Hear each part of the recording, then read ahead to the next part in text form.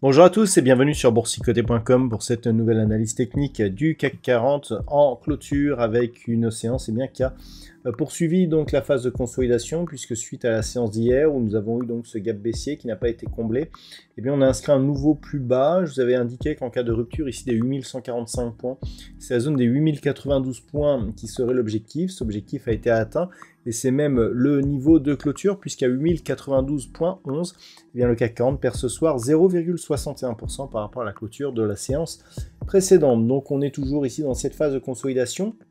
La chose nouvelle, c'est que on commence à venir attaquer un peu plus franchement la moyenne mobile 20 exponentielle, ce qui commence à nous donner de sérieux signes d'affaiblissement de la précédente dynamique haussière qui nous avait pourtant ramené un nouveau plus haut historique sur l'indice parisien. Au niveau des indicateurs techniques, c'est toujours baissier au sens des histogrammes du MACD. Le RSI est quant à lui un peu plus neutre. On a une hausse des volumes mais qui se situe tout juste dans la moyenne. Donc attention à cette conviction qui est en train de gonfler. Donc pour l'instant, il n'y a pas de gros signal.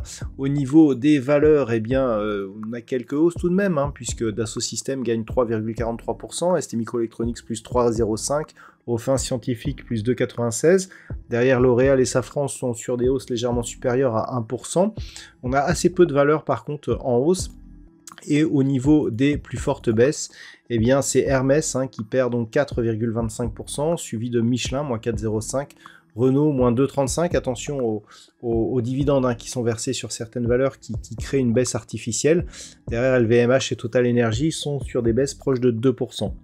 Donc, on voit un marché qui continue à consolider, pas trop de hausse de conviction. On voit des volumes qui sont tout juste dans la moyenne. Au niveau des retracements de Fibonacci, on a donc une dynamique qui s'est développée comme ça. On casse donc le retracement à 38,2% et on vient entamer ici la zone des 50. Donc la zone 50,61,8 est désormais attaquée. Donc on a ici un niveau proche des 8043 points, 8042,54 pardon. C'est la zone des 8024 points qu'il ne faudrait pas casser à la baisse pour vraiment avoir un signal fort de retour possible ici sur la zone des 7910 points. Pour l'instant, on est sur une phase de consolidation qui certes affaiblit la dynamique haussière précédente, mais qui pour l'instant ne nous donne pas une conviction d'une accélération forte. Toutefois, les seuils ici sont attaqués au fur et à mesure. On a une zone intermédiaire ici qui pourrait être le prochain objectif, c'est la zone des 8031 points.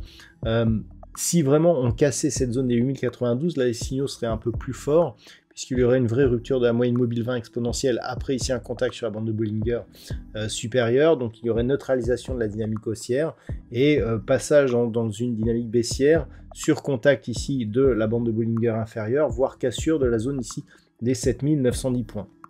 Donc là, on est plus rentré dans une zone de neutralité. Il faut dire que le range ici est assez régulier. Attention toutefois au versement de dividendes. Normalement, on est sur quelque chose d'un peu plus haussier. Donc on ne peut pas pour l'instant dire que la dynamique est en train de se retourner. Il s'agit juste d'une neutralisation et d'une invalidation de la possible poursuite ici de la hausse impulsée par ce mouvement qui avait donc provoqué un nouveau plus haut historique. Donc on surveillera demain un éventuel franchissement de la zone des 8092 points. Au moment où je vous parle, les futurs sont en dessous de cette zone, donc il est tout à fait possible que l'on vienne terminer ici le comblement de ce gap qui avait été ouvert le 8 mai, et donc une zone intermédiaire 8031 points, mais l'objectif serait dans ce cas un retour possible ici sur la zone des 7975 points. Pour sortir de cette dynamique baissière, il faudrait au minimum repasser au-delà d'une manière pérenne de la zone des 8145 points, et pour confirmer la reprise d'une dynamique haussière, il faudrait casser définitivement 8215, voire venir inscrire un nouveau plus haut ici au-delà de cette zone des 8250 points. Voilà donc ce que l'on peut dire sur cette analyse technique du CAC 40 pour aujourd'hui. Au niveau de la configuration et statistique, nous avons une probabilité d'avoir une poursuite de la phase de consolidation pour cette semaine qui pourrait être suivie d'un rebond qui pourrait intervenir la semaine prochaine. Voilà donc ce que l'on peut dire Pour aujourd'hui, je vous souhaite donc de passer une très bonne soirée. On se retrouve dès demain pour d'autres analyses techniques, toujours sur le site boursicoté.com.